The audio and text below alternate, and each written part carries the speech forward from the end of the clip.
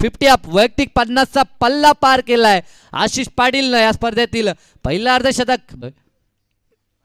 फुलेंचा चेंडू प्रहार केला आशिषच्या बॅटमधनं, फुलेंचा चेंडू प्रहार केलाय भरपूर उंच उंच, दरम्यान हा चेंडू पुन्हा लॉब केलाय भरपूर उंच तर गेलाय, क्षेत्ररक्षक कोणताच नाही आहे, परंतु इथे आतापर्यंत खराब गोलंदाजी झाली आहे।